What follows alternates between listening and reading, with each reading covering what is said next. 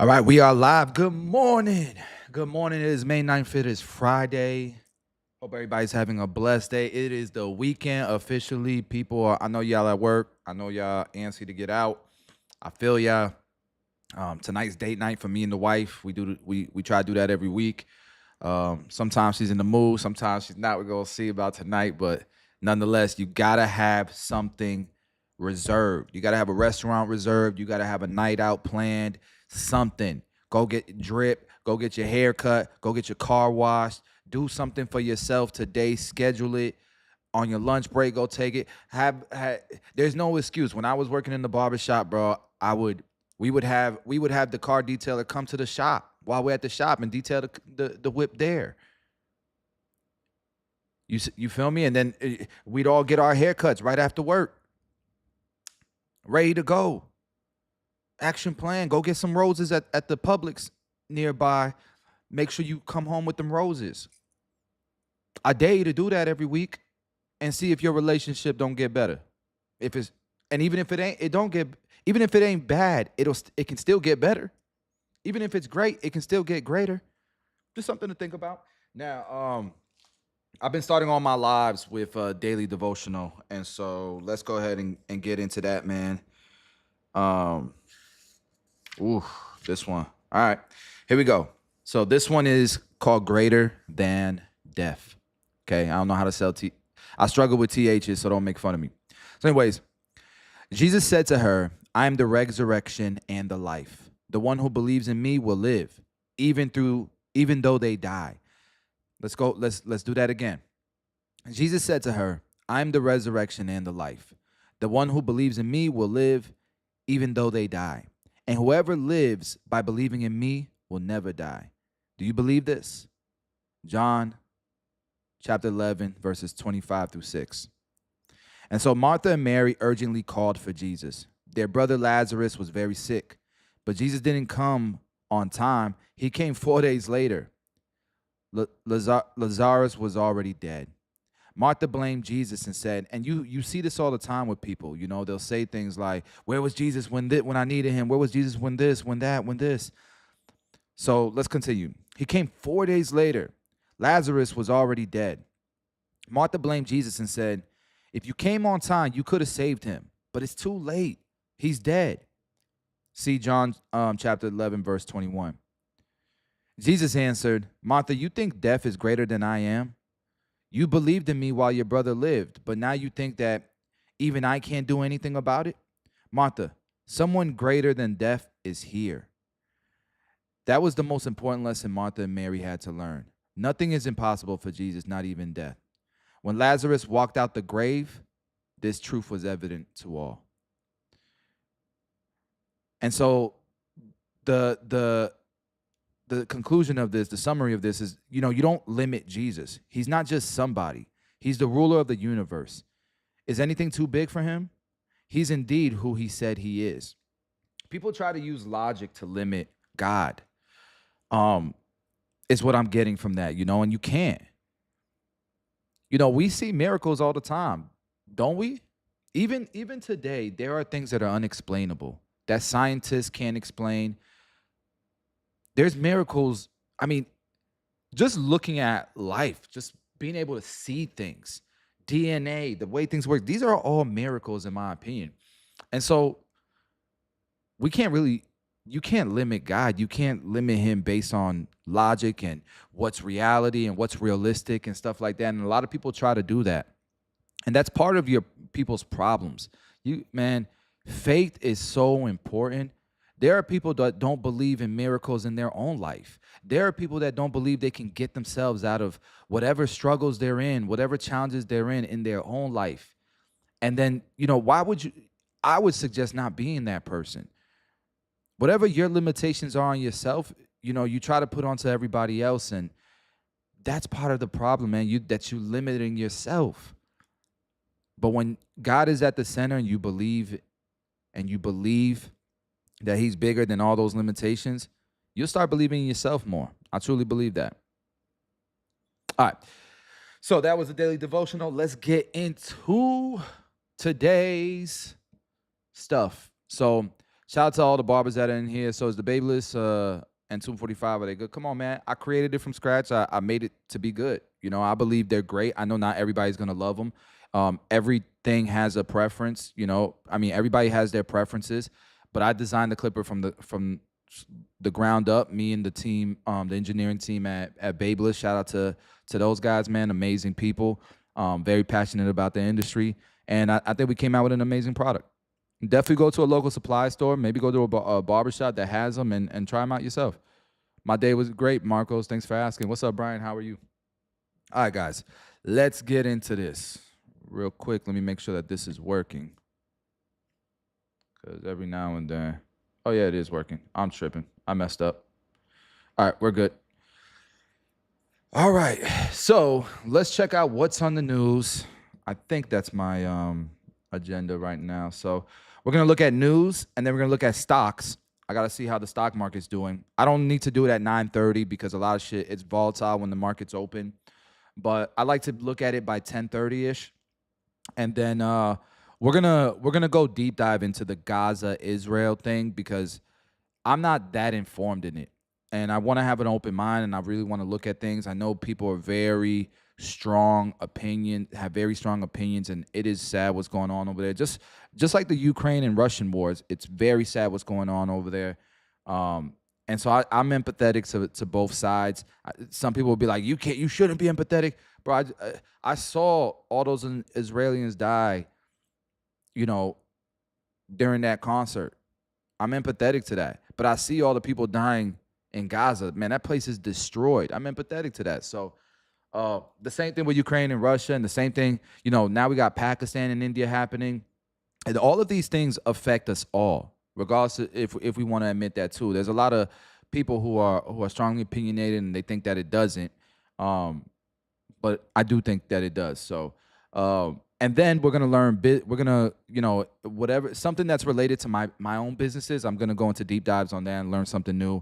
And we're gonna do that together. Hopefully you guys get some value from that today. We'll be on for a few hours. If you gotta leave, that's cool. Check back in with me because I'll be on for a few hours, man. Amen, Brian. Amen. WHR dividend decent. WHR. I'm gonna write that down. So I've been writing down stock tickers that I like and that I'm okay with trading with having long term if I was to be assigned any of these, right? And so this is my list. If it'll pop up, there it is. So I'm gonna add. I'm gonna check WHR later today. So put that to my list. Thanks for sharing that, Brian. All right. Anyways, let's check out what's going on in the world, man. Oh shit! Remember that attack in Times Square, the Tren de Agua, whatever that gang is, that Venezuelan gang is. They attacked police officers. They wilding out there. Let's check this out real quick. Group that attacked two NYPD officers last week in Times Square, and officials say that the suspects are members of Tren de Agua, the gang. Shanley Painter joins us now with all the... Hold on. Why did my headphones cut off? Having technical difficulties. I can't wait till I can have a real studio. Maybe one day I'll have a real studio, y'all. Details. Hey, Shanley. Hey, Ansley, Lawrence, and Brian. So police are still searching for more suspects. I have a studio. It's just, I'm talking about, I'll show you guys the studio that I have for those of you guys that don't know me yet that well. Yeah, Lizard, I'm in crypto. That don't know me so well, I'll show you guys my studio later on after this video. Check it out. Suspects after that assault of two NYPD officers in Times Square last week. Authorities say the suspects are members of a Times Square gang known as Diablos de la 42, described as an offshoot of Tren de Aragua, the violent Venezuelan gang. And the latest suspect arrested is only 16 years old. He faces 10 charges, including attempted assault, reckless endangerment, and criminal possession of a weapon.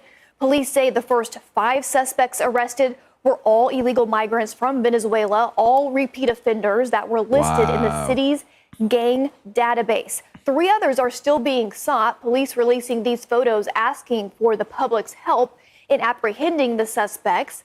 And investigators say the migrant youth gang confronted their victims in the heart of Times Square last Friday, then surrounded them in a, quote, wolf pack style robbery. Here's my thing, bro. You're here. You're here. And if you know the laws, you can probably stay here based on the laws. I'm not saying I agree with the laws, but you could probably stay here. And instead, this is what you're doing while you're in America. Yeah, get your ass out of here, bro. Police releasing this new body cam video of the attack showing the migrant crew throwing makeshift weapons at the officers who were attempting to break up the robbery. Thankfully, none of them were seriously injured, the officers, that is. And the alleged teen gang members, though, they range in age from 12 to 19 years old and are linked to dozens of robberies around New York City since 2022, guys, according to police. And Chandler, you're a lawyer. The problem is, if they're minors, nothing changes. They're still going to get let out. So they have to take extraordinary action in order to keep them under lock and key. In South Carolina, you'd go to juvie, you'd go to juvenile. Well, they go out of their way to make sure. And what's insane is people don't pay attention to politics, bro. They don't pay attention to politics. And my problem with that is this is exactly what happens when you don't pay attention to politics. People are complaining about all these migrants in New York City. Trust me, I know because I'm from New York City. My family's in New York City. They hate it, but they keep voting for the same people. And all they think that matter, like they only know about the president and the vice president. They don't realize that you are voting. You also vote for local and state officials, man, like politicians. And these are the people that are pushing for bills and laws and changes and policies in your city. But people are voting the same people in that pass these exact policies. And I don't care if you're a Democrat or you're a Republican.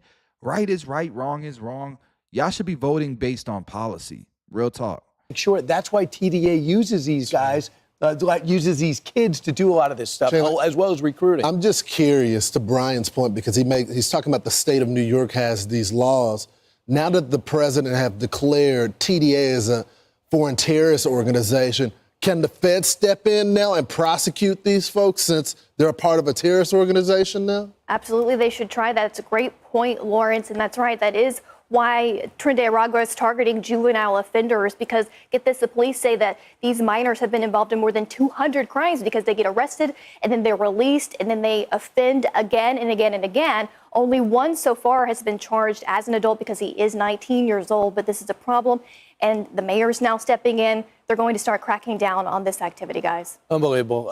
Thanks so much. Meanwhile, we feed them. We give them clothes. They go back to our hotel rooms. Then we give them. And they don't cooperate with ICE. There's a headline 2 days ago in the New York Post. ICE agents turned away from NYPD precinct where migrant teen was held after mob attack on the cops. Hey, can I just say one thing? I don't know if law enforcement will back me up on this, but if you see two officers overwhelmed by dozens of others, you have to jump 100%. In and help out the officers. 100%. Come on, why are you standing with your back against the building? Can't do it Help them out.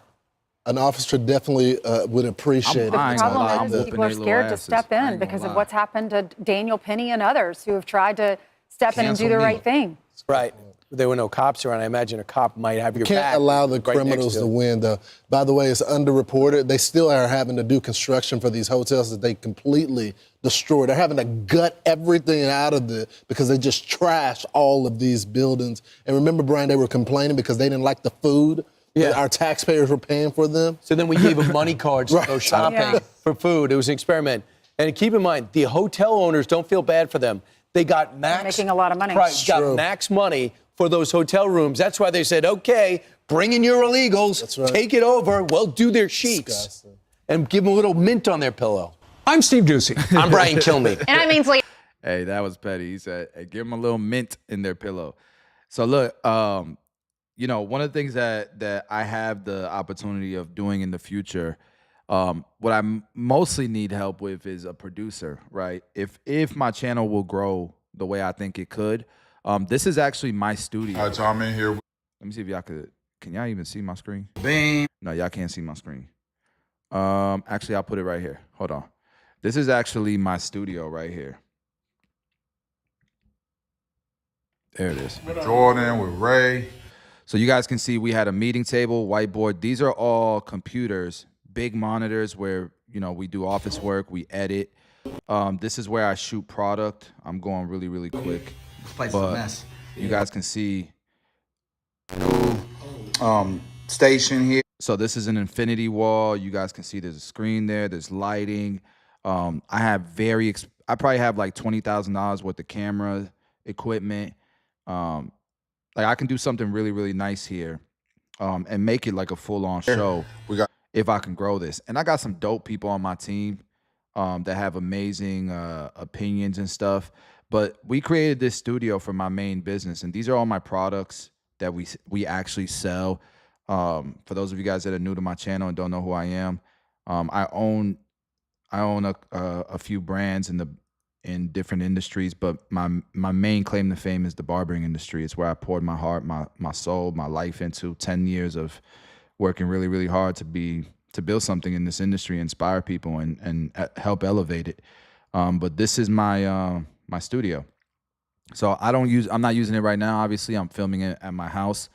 But yeah, there's a lot of potential with this new coverage and stuff. So let's see if it continues to grow. Maybe I can get a producer to help me out and make this shit more official. You feel me? But only time will tell, man. God is good, and he's gonna take me where I'm supposed to be. I just got to keep doing my part. You know what I mean? Work my ass off.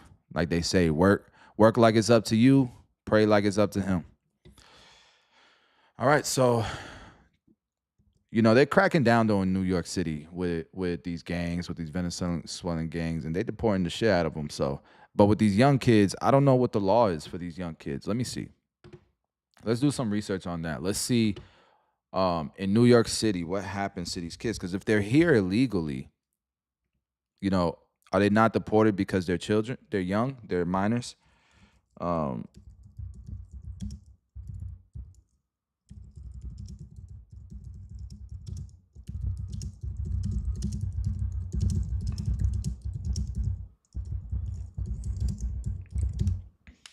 right, let's see what ChatGPT tells me. By the way, guys, if y'all could smash the like button, I would really appreciate it, man. Help me out with this algorithm.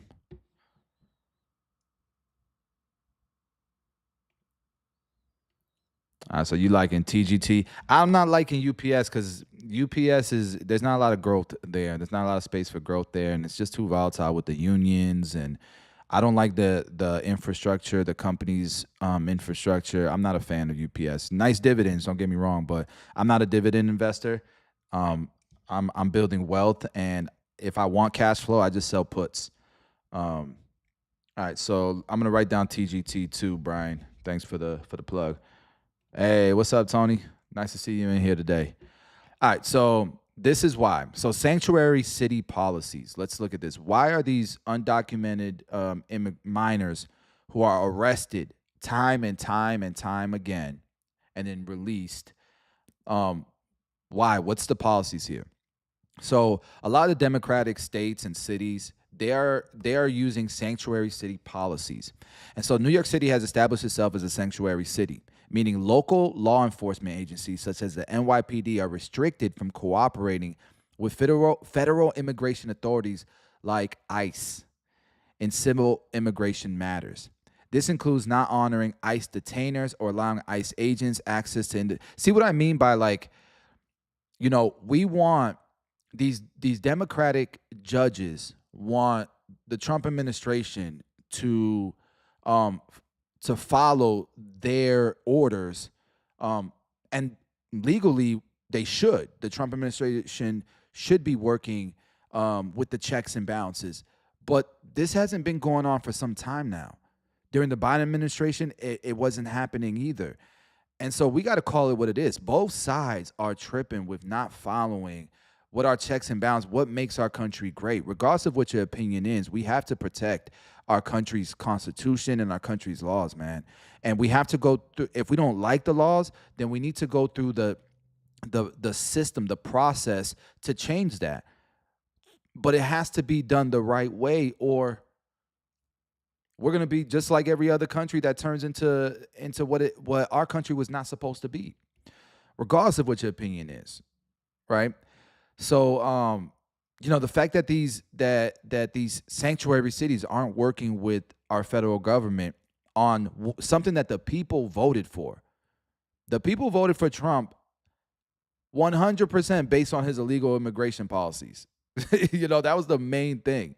So, for instance, in recent case, ICE agents were denied access to the NYPD precinct where migrant teen suspects was being held. I'm assuming they're talking about the story we just watched. And so these are the legal protections for minors. Don't get me wrong, I do think minors need more legal protection than illegal immigrants who are adults because they're minors, right? But to what extent? So here's the protections. Federal laws provide specific protections for minors in immigration proceedings. The Flores Settlement Agreement, resulting from the 1993 Supreme Court case Reno versus Flores, sets national standards for the detention, release, and treatment of minors in immigration custody. It mandates that minors should be released to a parent, a legal guardian, or other qualified adult as promptly as possible, as they should not be held in detention facilities for extended periods. And I don't know if you guys remember during the Obama administration and then the Trump administration, then they tried to blame Trump. And then for some time with Biden as well, they had these kids in cages, bro. It was wild. Anyways, additionally, unaccompanied minors are entitled to certain services, including access to legal representation and child welfare protections. Although recent federal funding cuts have threatened the availability of these services for many children. I agree with this. Do I think they should just be caught and released? No, but they should be in juvenile detention centers, bro. These kids. Treat them just like a kid, a U.S. citizen, a kid who's a U.S. citizen attacking a police officer. They should be in juvenile detention centers. Not out in the streets, released right away, bro.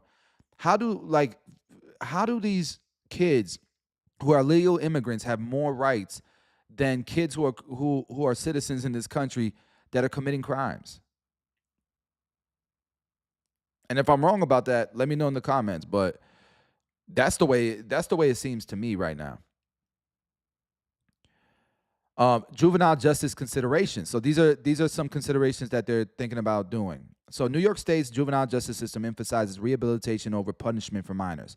This approach often results in alternatives to detention and focus on services aimed at preventing recidivism. When undocumented minors are involved, their immigration status is typically not the primary focus of juvenile proceedings, and deportation is not pursued as a standard outcome. Yeah, but these kids should be in juvenile detention centers for rehabilitation, 100%. They shouldn't just be released out in the streets. All right, so the challenge in deportation proceedings with minors is that deporting minors involves complex legal processes, including ensuring the child's safety and determining appropriate custodial arrangements in their home country. Because the challenge is, there is human trafficking. There are some of these kids their parents are dead. It's or in prison or whatever it may be. Some of these kids have a tough background. I'm not gonna lie, they do need help. And I think while they're in juvenile detention centers, they should be getting that help, whether it's education or therapy or a better foot when they finally get out. When they get out, they shouldn't be getting out and allowed to just be back with those gangs, bro. You know what I mean? Like, there's got to be something in place here. Anyways, I think we've been on that topic for long enough. Let me know what y'all think in the comments, man. Chat, let me know. All right, let's go on to the next story here. This is big. So apparently, the stock market's been doing great, and it is 10:30. After this video, after we watch this clip, we'll go look at the stock market and how it's doing. But the stock market has been booming. It's better than it was before, the trade war started, where the market tanked. I've made a lot of money in the past 30 days because thanks to the stock market, because I'm betting on America, baby. No matter what's going on in the world. If America's crushed, man, the whole world is struggling. We got bigger things to worry. So I'm always betting on America. Until the fundamentals change, I don't see it even close, bro. We've been through world wars, and America is great. But with that being said, man, part of the reason why the stock market has been climbing back up is because a lot of it's all just based on people's emotions and what Trump is saying. Trump is controlling the stock market. A lot of these companies are doing great still. Some of them are having scares because of supply chain issues with the trade war, but a lot of these tech companies are still doing great. And so, with earnings and all this stuff, people are starting to feel a little bit more conviction in the stock market. And every time that Trump says something that anyone can take just a smidget of positivity from, the stock market starts booming. And part of that is he was so aggressive on the tariffs that it scared a bunch of people. And now he's letting his foot off the gas a little bit. Not only is he being more flexible with the tariffs, which I'm grateful he is. I'm not saying don't do the tariffs, but definitely don't need to be so aggressive. We need to get to the negotiating tables. And he's been giving off, this feeling that he's more flexible than he's ever been, number one. Number two, we're actually seeing some negotiating progress with the UK. And I want to watch a clip on that later on as well, where people are hating on that, especially, the left media outlets. They're hating on the trade deals. And I don't think they understand how business works. And this is why Trump, you can say what you want about him. You can say that he sucks at business, but the numbers don't add up. Sure, has he had failures to where he's at today? Of course, every entrepreneur has, but he definitely knows what he's doing, in my opinion. And the numbers show it, right? Look at Mar-a-Lago. That deal was freaking genius. But he's not perfect either. And he what I've noticed is he's willing to make changes and adapt to the results that he's getting. So there's been a lot of hate on the UK deal because they don't understand how deals work. And we'll get into that video in just a bit. But nonetheless, it's helping the stock market. It's a good sign. This is great for America. I want America to win. I want these negotiations to go well. I want more fair trade. I don't know why people, are creating any friction between that idea. So let's watch this video. Apparently, this is breaking news. Trump is talking about lowering the tariffs to China from, I think it's at 145%, and in some instances it's 245%. And he's thinking about lowering it to 80%. Which, if he does that, if this is true, and the news that he's thinking about doing this definitely has helped the stock market again. Yesterday it was the UK trade deal. Now it's this idea of dropping the tariffs to 80% to China. Stock market is going to keep booming. I hope you guys were listening to me the past few weeks on these live streams. All right, let's check it out. Meantime, let's get more on the China side ahead of these talks in Geneva over the weekend. Turn to Eunice Yoon in Beijing. Eunice, interesting to see how the backdrop is getting painted there. The Journal's got a piece about China perhaps using rare earths as a bargaining chip as they go in. Yep. Yeah, that's right. And it's really interesting seeing how each side is messaging as they posture ahead of these talks. From President we read Trump, now. He just posted on Truth Social moments ago and had said, damn, man, we were green when the market opened for the past hour.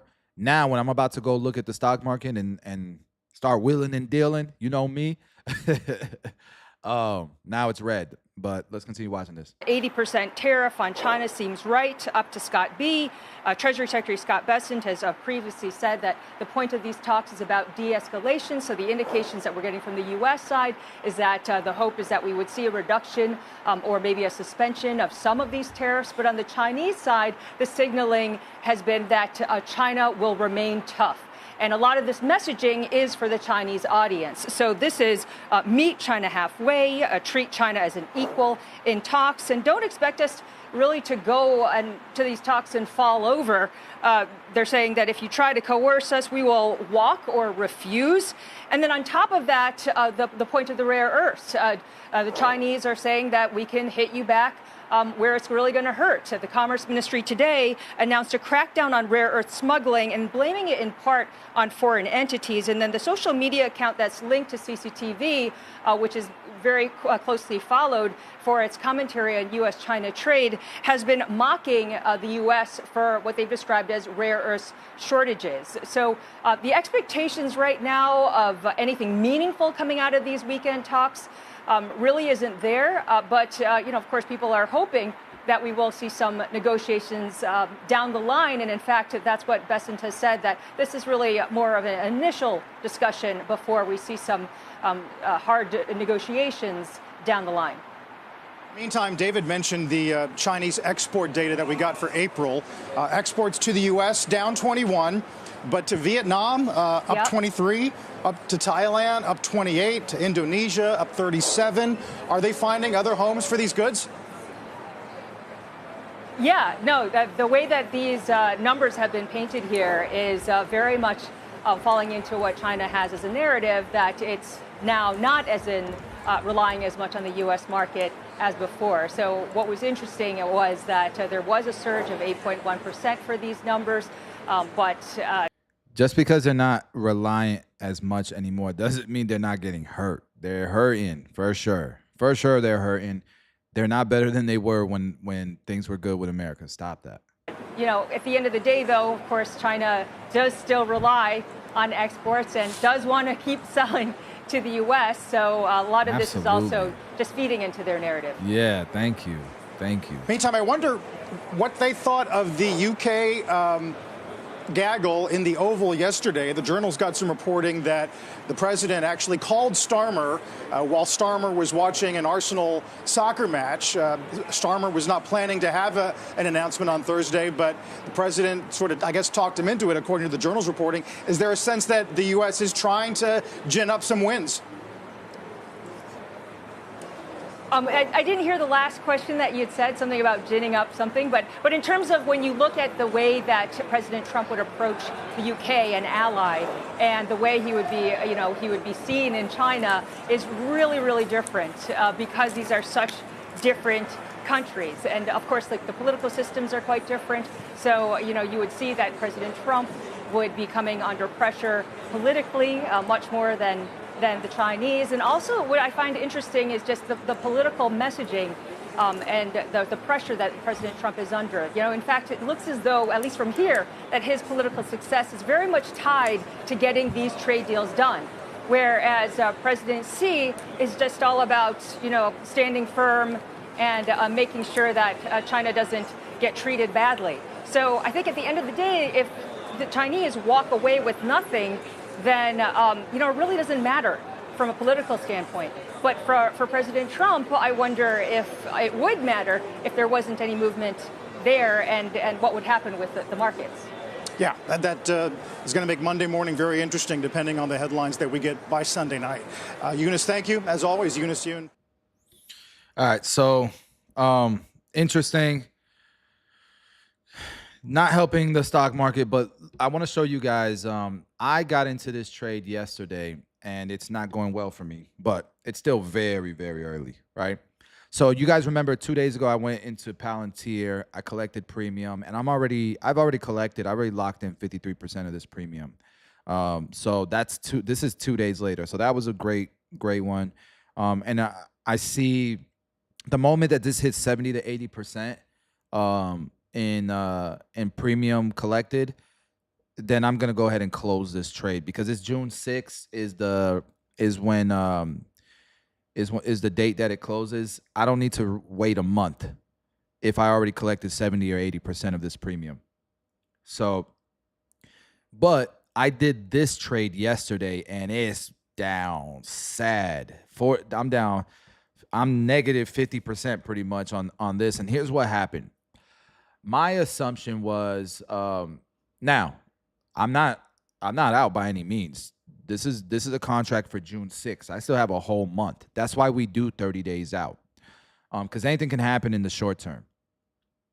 But when I look at the chart here, whoops, I was kind of going on the 5-day chart and saying, look, it's at $85. It popped back up. Do I think it'll drop below $85? Potentially, but I do think there's a little bit of a rubber band here that it'll pop back up. And if you look at the 30-day, the lowest it was $81.64. So I think that if it drops below $81, then I might be in trouble.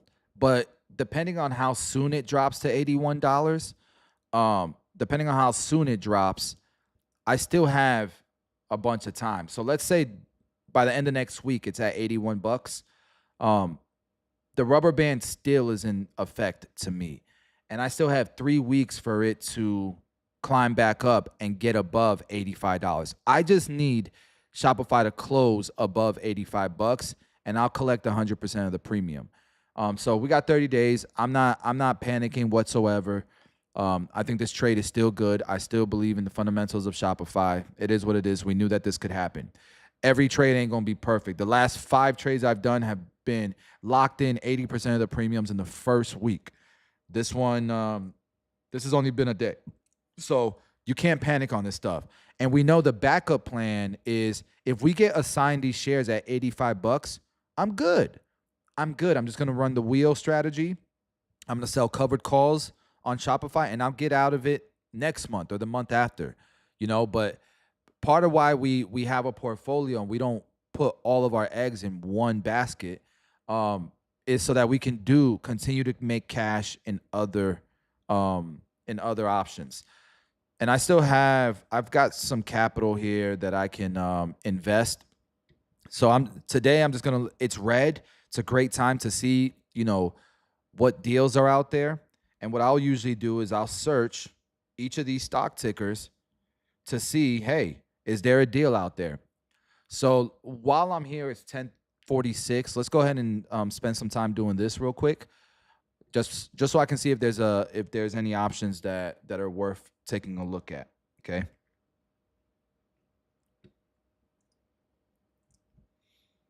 All right. So let's look at Tesla. Let's see how Tesla's doing. And Tesla is in the green. Tesla is booming. Tesla is doing great.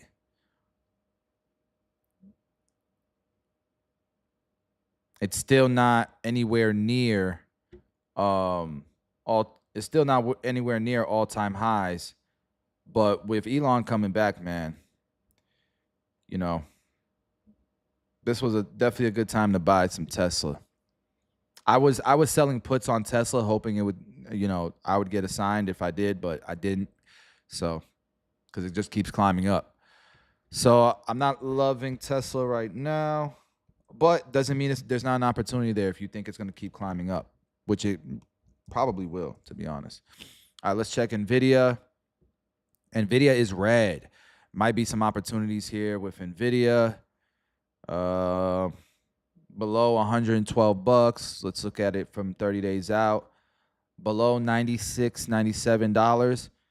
There might be some opportunity there. Let's go with $97 in that vicinity. All right, let's check out SoFi, because I like SoFi. It's in the red, baby.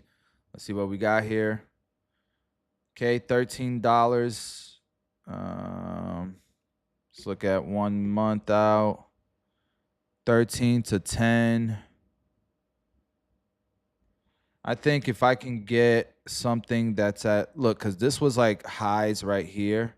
This was like all the highs, and then this was the new lows. So I'm going to say it's probably like, if I can get 1250. No, not that one. SoFi 1250 strike price. A good premium there. I might do that. Let's look at Palantir. We were studying Palantir like crazy yesterday, and look, it's down. Palantir might be the move. We were studying Palantir like crazy yesterday. So $109, let's say. 109. Let's look at it 5 days. 5 days is look, these were new highs here, highs here, lows here. So I'm gonna say 112 is actually not bad either. 6 months out. Look at that, 90, 97.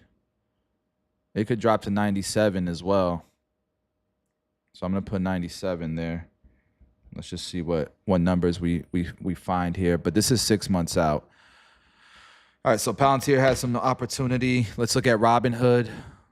Hood is in the green by 1%, and it just keeps moving up. I like Hood. Yeah, Hood is about to be gone. Hood is about to be gone. Shout out to Hood. All right, let's look at HIMS. I like HIMS.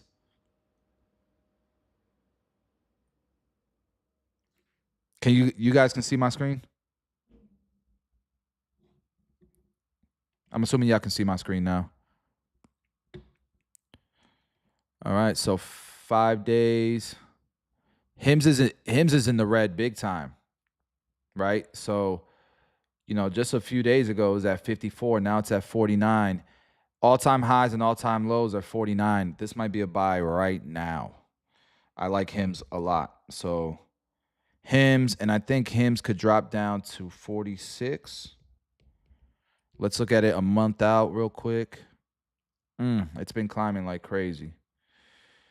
A month out, so. But I still like HIMS, maybe at $42. All right, so I have a few opportunities here. And then the last one, let's look at TSM. Now, TSM is booming. We knew TSM was going to be doing good, but it's booming right now. But TSM could, it could drop. I don't think it's not broken. It's not broken 180, 179. But if it breaks 179, it could keep going up, which is a good sign as well. But right now it's a green day. So, all right, let's look at, I think right now, HIMS, SoFi, Palantir, NVIDIA. Let's go look at the options chains here. There you go. I'm gonna refresh real quick.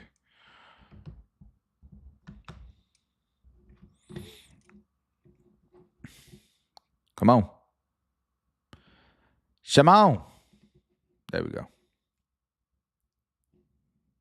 Oh, look at that. We were down 50%. Look how quick we went up to being down 32 instead. I'm happy with that. Look at Palantir is at 60% already. This is looking good. But let's get a quote here.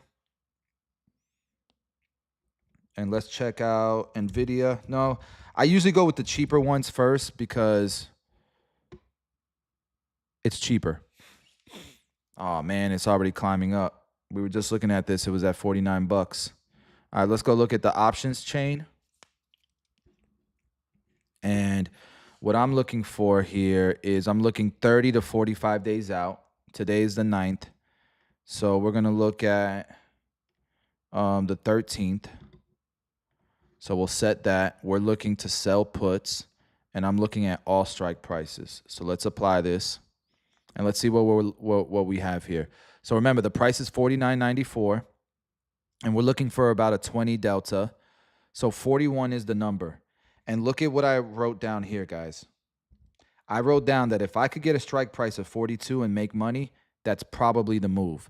So we have a good move here. Let's just make sure that it's going to be profitable, okay?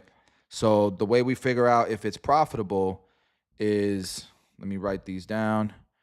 It's 100 divided by the strike price, which is 41. We could probably get away with 42, but I'm not going to be greedy. I'm going to check 41 and see if that's profitable. 41 times the premium, which we think we can get 225. That was the last. So let's put 225. The bid ask is spread out pretty big here. We're going to try to get 225. So I'm going to do a limit order on that one because the market's too spread out. So let's do the math here. 100 divided by 41 times 225. Nah, that can't be right. That's a 5%. 5% return. I'm going to have to do that one if I can get 225. Let's check. All right, let's try to do this. This is a great trade if I can get it.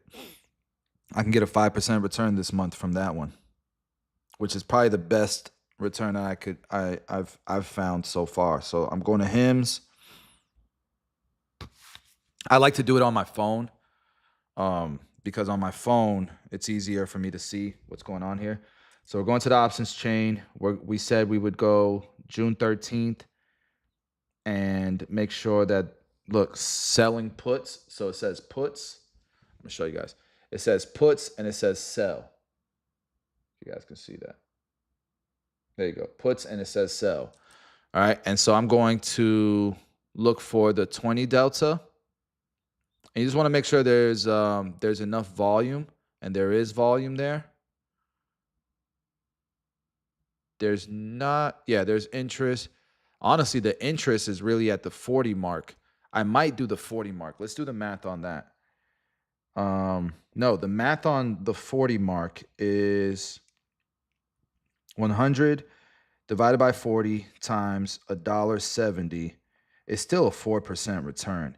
So I think I'm gonna go safe, and I'm gonna do the 40 strike price, and I'm going to limit it to. Whoops. I'm going to limit it to. I'm gonna do market. Let's see what I get. I'm not mad at $1.60. I ain't greedy. All right. The premium on 2 contracts is 300. On 4, it's 645. And so we're going to do this trade. So my premium on this could be $645. Boom. Place order. And we're in there, guys.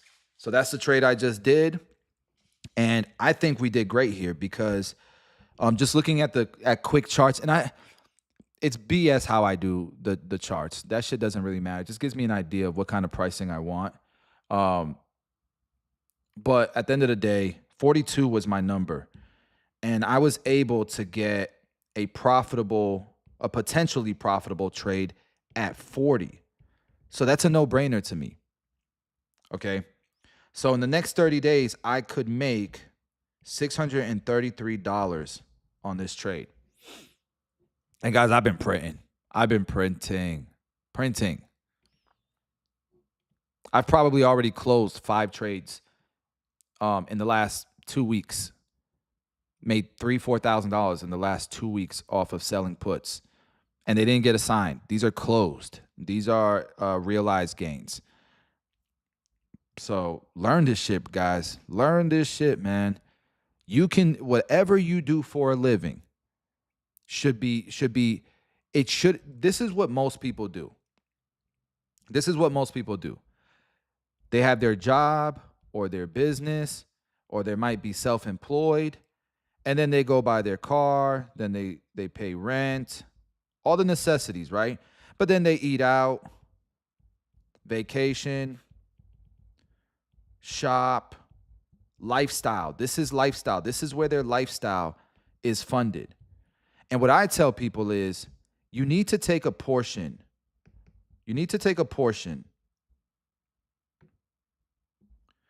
Of the money that you're making from here, okay, and pay yourself first. Whether that's 10%, 20%, whatever it may be. Paying yourself first should go to your brokerage account. Okay? It starts here. Then you pay your lifestyle. And eventually your lifestyle will increase as long as you're paying yourself first. Your lifestyle will increase in the long term, not just because you should be growing with your job or your business or you're self-employed, but also because you're growing your portfolio and you're earning cash flow. Because this account right here, I think only has $35,000, and I started with 20. I started in January. This is a brand new account that I started in January, and I started it with my mentorship group to prove a point. So already my account has gone from 20 to 35, $36,000, I think is where it's at now. By the end of the year, I might have 60 grand in here, $70,000, and it started with 20. And you keep doing it and doing it and doing it, right? Yeah, Owen, I got you, brother. I got you. So the reason why I haven't been motivated to share this stuff in 6FB yet is because I can see the data of where my students are, okay? And I want to show you guys this. I can see what percentage of my students have completed a certain course. And when I look at these courses that are included in 6FB, you have business funding, you have barbershop wealth, personal finance blueprint, business finance principles, you have wealth in stocks. And in wealth in stocks, it's not a huge course. Look at my hair there. I let myself go right there. But I'm teaching you basics of investing here. There's about an hour and maybe an hour, 2 hours worth of content here. So this is the long-term stock investing masterclass. Look at this. Introduction to investing. The importance of ROI and time management, scalability with public companies, how to set up your brokerage account, the difference between a Roth IRA and a traditional, the power of compounding, how to find good companies, how to evaluate company growth and value, what research and analysis tools to use, evaluating. So then I use examples. I'm using an example and we're evaluating Verizon. And then I'm showing you guys how to use Warren Buffett's evaluation approach, and then how to understand earnings and growth rates, diving into financial statements. I teach you guys how to read financial statements, the difference between public and private companies, Warren Buffett, Berkshire Hathaway example, collaborative investment strategy. Like, I'm breaking all this shit down to you guys, and maybe 1% of my students have watched this video. So if I go and I do a masterclass on what I'm showing you guys here, I'm sorry, not here. What I'm showing you guys here, it's going to go over everybody's heads. It's pointless. And this is why I designed the course in the steps that it is. But, you know, the mentorship students, they're not there yet. So I would love to, and I plan on doing it. But, you know, it would go over people's heads. And what I've been doing is I've been sharing this stuff to motivate people to go learn the basics, so that you can understand this stuff, because it's life-changing. Not just for you, but for your family. You're at the dinner table. Why ain't we talking about this stuff? It's generational wealth for real. It's not, generational wealth isn't the result. Generational wealth is created from the conversations you have on a day-to-day basis with your children and your family and all that. Okay?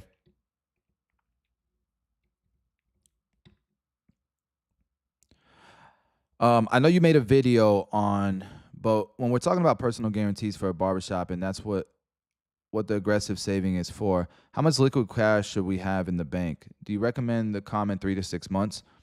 I do 2 months, me personally, because most of my money is in brokerage accounts. And the fact that it's in a brokerage account and it's in stocks, banks see that as liquid. So they see it the same way as having, 6 months in your bank account. But you might as well be making money from it, right? As long as you're not investing in freaking memes, and it's good companies, you should be good. Or index funds, right? You should be straight. Hopefully that helps, guys. All right, so that's my first trade of today. 2 days ago, we did Palantir. And I do this stuff live, guys. I'm doing this stuff live. So 2 days ago, we did Palantir. Yesterday, we did Shopify. Today, let me refresh, we did HIMS. Today, we did HIMS. Okay, and I did 4 contracts for HIMS. And tomorrow, might do Palantir or something. I don't know. But I love that. I'm already super profitable. I'm already up 50% for this month. So, or for the last 30 days.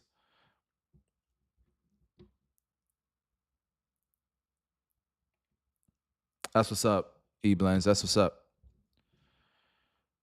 And yeah, I'm definitely going to put together a master class for the mentorship, for all the barbers who want to learn this stuff. I'm definitely going to put together a masterclass in 6FB pretty soon here. So, all right, guys, let's move on to the next topic here. Oh, this is crazy. So apparently, supposedly, there's pictures of Iran having nuclear weapons, which they're not supposed to have. And so I want to see, how is this escalating? We got to be paying attention to this as well. Trip to the Middle East and doubling down on U.S. ceasefire agreements with the Houthis. We'll see what happens, but I think, I believe that hopefully that's over with. And they'll leave the ships alone. We honor their commitment and their word. They gave us their word that they wouldn't be shooting ships anymore, and we honor that. But experts fear this ceasefire could help the Iranian-backed terror group regroup.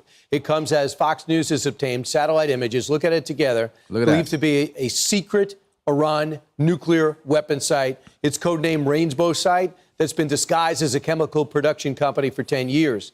Here to discuss this and so much more, including Russia, retired four-star General Jack Keane. General, first off, you believe the Houthis? Well, I believe them that there's certainly in the near term are not going to do anything to interfere with shipping. And listen, the only reason, they're saying that is because the administration has been pounding them with over 800 airstrikes that have been consequential and has gradually attrited their capabilities to the point where they want to recover. I think that we haven't heard the last of the Houthis, and I think we have to prepare ourselves that they may just go right back to what they were doing once they're able to rearm and recover from the devastating attacks that the Trump administration administered them on. I'm sure the Trump team understands all of that, but look, we're going to take the deal, and hopefully shipping will get started. I think it'll take several weeks, Brian, before those ships start moving through there again, the way it was normally before. And the insurance companies, as of a couple of days ago, they're not putting their money on it yet. In other words, they can't get the insurance to be able to transit the Suez Canal and the Red Sea. So several weeks, I think, before it may return to some kind of normalcy. But a good step in the right direction. Eyes wide open here. The Houthis will recover, rearm, and likely reattack. MEK exposed a nuclear plant that we didn't know existed. That's a dissident Iranian group. And now we see satellite images of another nuclear plant. How does that affect talks and any belief that maybe we're going to get some candor and transparency with the Ayatollahs group? Yeah, I just think it's really a kind of a pregnant reminder here who these guys really are. 45 years in the regime, destabilized the region, trying to dominate and control it, fueling war with their proxies. And under the ruse of having a civil nuclear program, they have developed threshold nuclear weapons capability. And here's another evidence of their desire to do just that. Right. And you can't trust them. I mean, that should be the thing that we're dealing with. No matter how pleasant the negotiator is and no matter how reasonable that negotiator may seem, we fundamentally cannot trust these people. I know. They are deceptive and they will cheat. That's the reality of what we're facing here. The president is hard fast on we have to dismantle first. And he said it as late as this week. We come and you dismantle right in front of us. Now, what are we talking about in dismantling? Enriched uranium, the centrifuges that make that highly enriched uranium, to include, I believe, the manufacturing plant that does that. Right. And also the sites. These secret sites have got to be destroyed. And the delivery ballistic missile systems that would deliver those nuclear weapons. That is what dismantling is all about. And obviously, they don't want any part of it, that being the Iranians. Well, and then the second thing is, I just want to get in Russia real quick. Talk about the same way you described the Iranians, you could describe Vladimir Putin. We are demanding, and Trump put this out on Truth Social, a 30-day unconditional ceasefire. He had a good conversation with Zelensky again yesterday, at which time they said that they would do it, and they reaffirmed their rare earth deal. As we see some video of this parade yesterday with President Xi of China in attendance, along with the Brazilian president and a couple other nations, We're seeing drones being shown on display. We see some modern tanks on display. Damn, they Do flexing. you think the Russians have any interest in a ceasefire? And do they understand that they're pushing us to the edge in these negotiations? They flexing. Well, I think what their ploy is, and it's kind of out of their playbook. Putin's been in power for 25 years and has done a lot of negotiations, and he's somewhat predictable. He shows that he's interested in a permanent deal and convinces Steve Witkoff of that and other negotiators, but then they play real hard with their negotiating team on the ground. And why are they doing that? Well, because they want concessions. They know we want a deal.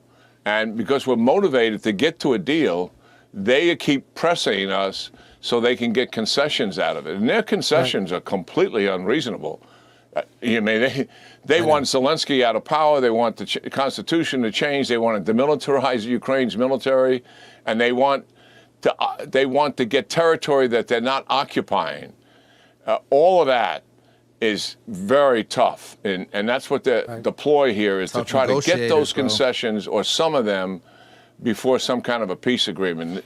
Ukraine, on the other hand, has totally agreed to a comprehensive ceasefire, stop in place the territory that's being occupied, separate the forces. They've agreed to all of that, and I think that's very reasonable on their part. The good news, too, this week, obviously, is the mineral deal that was signed, and the political and economic and also security implications that generational deal has for Ukraine. But in terms of Putin and where you started from, he's playing hardball here, and I really think it's about time for the administration to take the gloves off and start dealing with him very toughly in terms of crippling sanctions and increased military assistance to Ukraine. Even J.D. Vance said they're asking for too much. General Jack Keane, thanks so much. I appreciate it. And if they are going to definitely lose this. That's crazy. Putin ain't scared of Trump, obviously. But Putin's a smart negotiator as well. Obviously, like he's using the same tactics as Trump, where they're asking for way more than they should be. Like it's real aggressive, but it's because they know they're gonna get less. They just know they're gonna get more than what the Ukraine is willing to give right now. And the Ukraine has agreed to everything, bro. It's just tough, man. So sad. And from my understanding, listening to Vance's press conference, they mentioned it at the end of this video. Vance was saying that the U.S. is prepared to walk away and just let them deal with it on their own. And that's not good. Vance was saying that's not good for anyone. I don't think Russia wants that. I don't think Ukraine wants America to walk away from it. I think they still want America to be part of creating some type of resolution. But Russia's just being really aggressive. All right, guys, so I'm probably going to enter a trade with Robinhood, too, while we were watching that video. I went ahead and was doing some research here. And so, like, right now it's at $54. If I look down on this 5-day chart, you guys can see that $49 was the high before, and the low, the new low, was about $49.50. Okay. If I look at the 1 month chart, we can see 46 is here. I think in the next 30 days, I don't think it's gonna drop, considering what I'm seeing in the market and stuff. I think this is gonna continue to grow. And like I can see it go, if it breaks through this 55 mark, it'll keep going up, I think. But even if it does drop, which it could potentially drop, do we think it'll go below $48? If it does go below $48, I don't think it keeps dropping unless something crazy happens in our market, and then we'll just have to do a wheel. So what I think I'm going to do is I'm going to enter the trade here at a strike price of $48, and I know I can get a 3% return on that. I've already done the math. So the math is right here. Let me show you guys. So the strike price is 48. The premium is $1.58, and my return is 3.29%. So let's go ahead and enter this trade. And I like to do it all like kind of at once and have similar closing dates. So this is already Robinhood, the Robinhood stock. We're on June 13th, and I'm going down to the $48 strike price. And if we wanted to be aggressive, we have room. We can go to 47. I might do 47. Let me see what the return is on 47. So 47 and the premium is $1.34. I'm okay with being conservative here. I don't need to make that much money. I ain't greedy. Divide by 47 times $1.34. It's still a 2.85% return. So I'm going to go to the 47 mark, actually. And so let's see how many contracts I should get here. Let's go with 4, and let's go with the market. Yeah, $1.34. So I can collect $500. Let's go with 5. Let's see if I can do that. $656. No. Let's go with 4. Preview. All right, I'm gonna go with 4 contracts. $47 strike price. I don't know if you guys can see that. There you go. Screenshot it if you guys want to.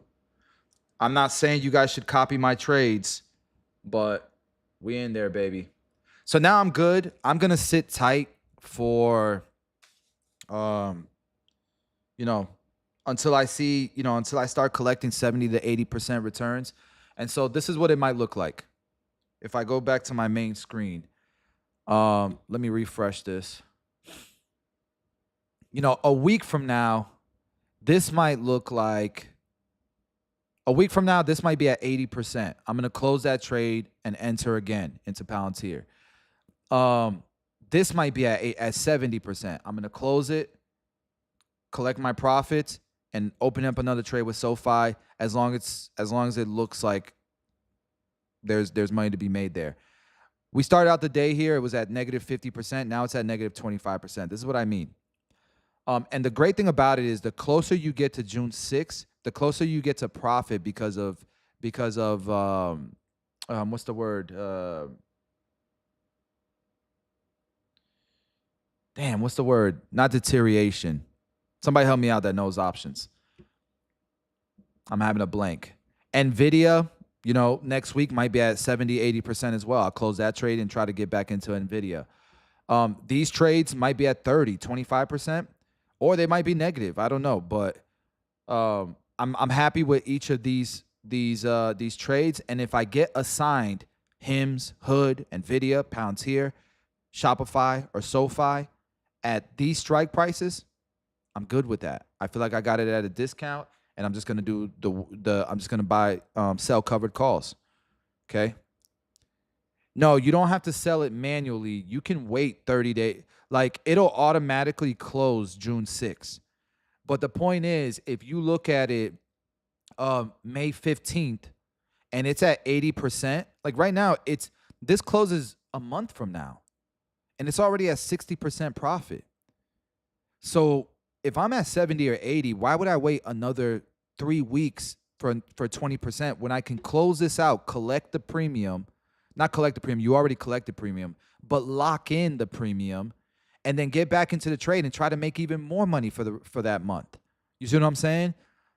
That's the way I look at it. And look, my long-term wealth, QQQ, VOO, we'll take the premiums and we'll keep buying. Every single week I'm buying QQQ and VOO. Every single week. All right? Hopefully that's helping you guys. So, all right, let's move on to the next topic. So I really wanted to start deep diving into what's going on with Israel and Palestine and all of that. I know a bunch of it, but I don't know enough of it. And it deserves my attention, obviously, because people are protesting. So let's check out this protest here that was happening in the University of Columbia. You guys let me know. You guys let me know what y'all think. Let me see. No, that's not it. Breaking news. Breaking news. Here we go. We have learned the University of Washington has suspended 20. Y'all can't see my screen. Y'all can hear it, but y'all can't see the screen.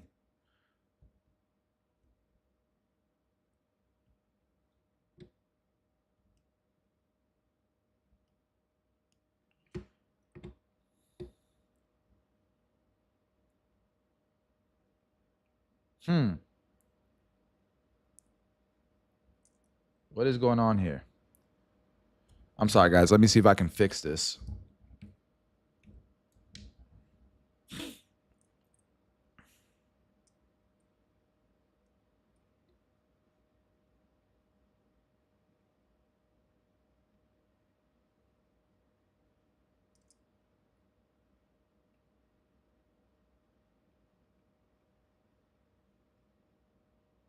Hmm. In Monday's Technical difficulties.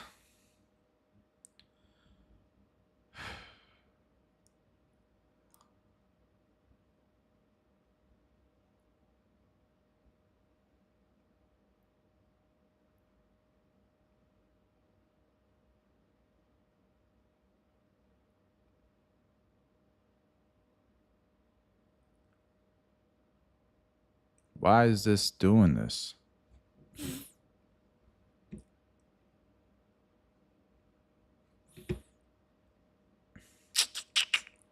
Bear with me, guys.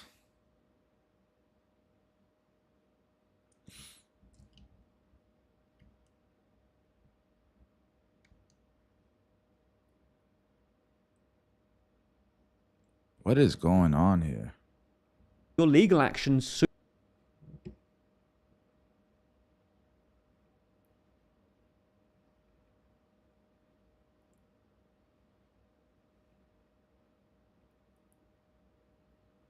Hmm.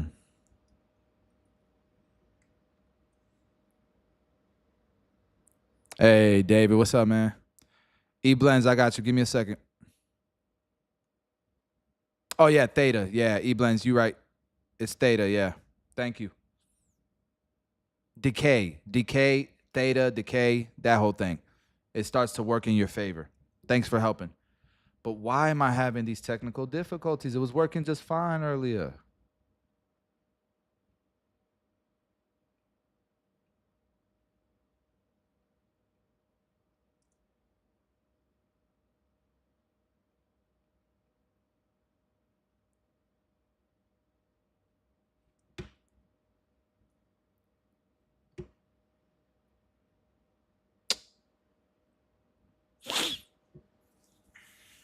This is stupid, bro.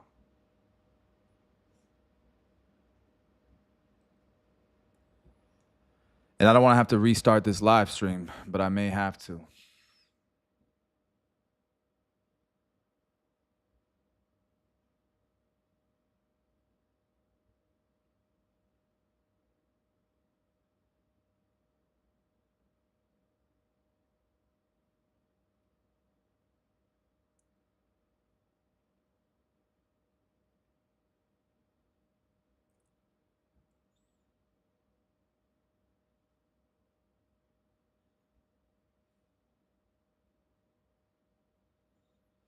And I don't even know why this screen is popping up like that.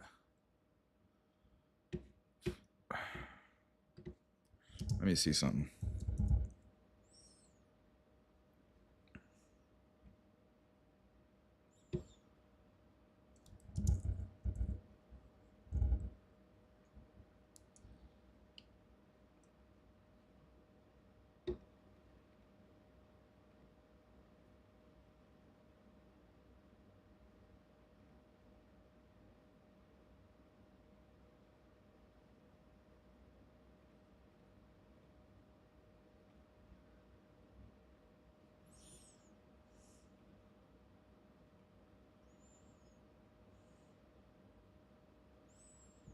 All right. Oh, that looks good.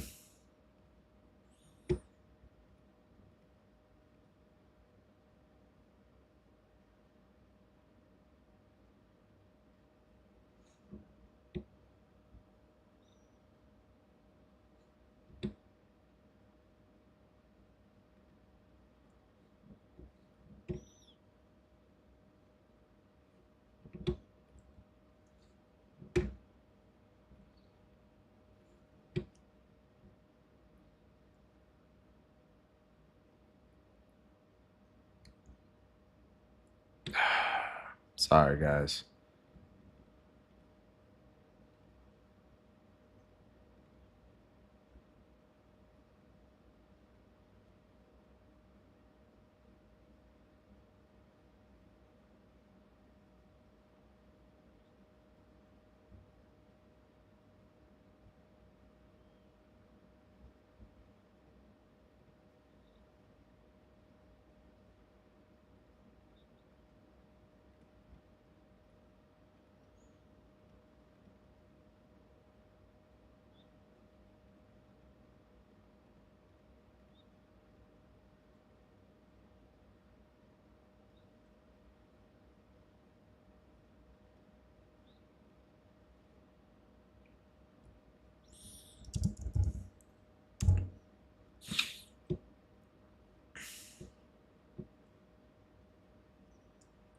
Damn, man.